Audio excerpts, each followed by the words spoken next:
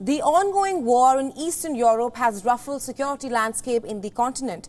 And in the wake of Russia's invasion of Ukraine, the two historically neutral countries, Sweden and Finland, wanted to join NATO bloc. And after weeks of negotiation, Turkiye has cleared the way for Finland and Sweden's NATO bids. The North Atlantic Treaty Organization is a military alliance. At present, it has 30 member states, 28 European and 2 North American. But soon, the member count will rise, as Turkish President Recep Tayyip Erdogan has lifted his opposition to Sweden and Finland joining the NATO bloc. NATO ally Turkiye lifted its veto over Finland and Sweden's bid after the three nations agreed to protect each other's security. The breakthrough came after 4 hours of talks just before a NATO summit which began in Madrid. With neutral Nordic countries seeking NATO protection, it is said to be the biggest shift in European security in decades. The agreement ends weeks-long drama that tested allied unity against Russia's invasion of Ukraine. Supporting the invitation for the two Nordic countries to become members of NATO, Turkey signed a memorandum with Finland and Sweden. It means that they can proceed with the application to join the nuclear-armed alliance. Now, during a press conference in Madrid, NATO Secretary General Jens Stoltenberg declared that NATO's 30 leaders will invite Sweden and Finland to become members on Wednesday. Listen in.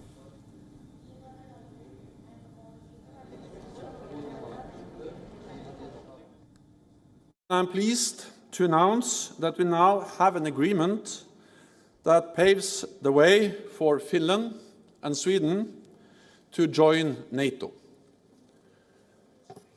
Turkiye, Finland and Sweden have signed a memorandum that addresses Turkey's concerns, including around arms exports and the fight against terrorism.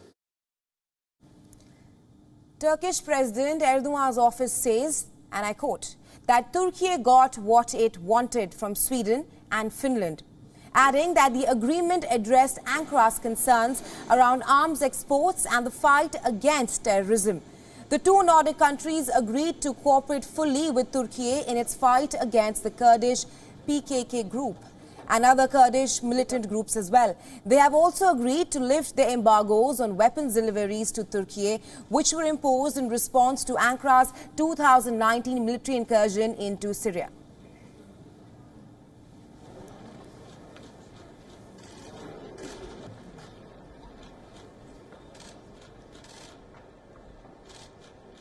As NATO allies, Finland and Sweden commit to fully support Turkey against threats to its national security.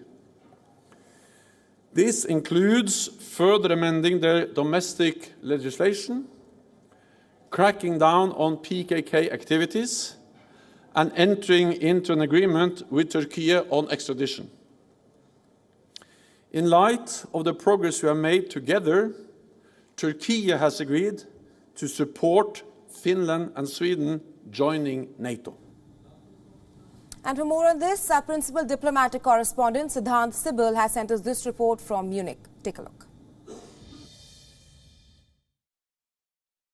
The focus shifts from the G7 summit in Germany to the NATO summit in Madrid, Spain, where the leaders will be gathering and talking about the biggest worry they are facing, which is the Russian invasion of Ukraine and what NATO can do. And in a big breakthrough, Turkey has dropped its reservation when it comes to Sweden and Finland joining the alliance. It had expressed worries about the presence of Kurdish separatists in these two countries, but now a trilateral pact has been signed and both countries will become the members of the alliance. But largely, if you look at what the NATO grouping is expected to do, is to focus on the Russian invasion of Ukraine, what it can do to support Ukraine. The Ukrainian President Zelensky had earlier this week addressed the G7 leaders virtually and had a call for more defense support.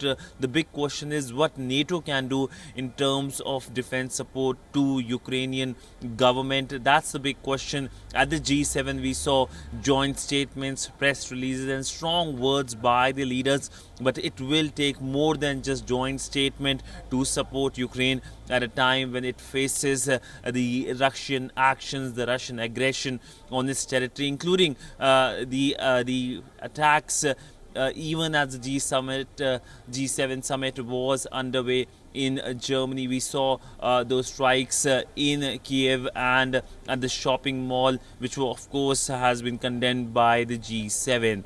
With video journalist Ajit Siddhant Sibal for WION in Munich, Germany.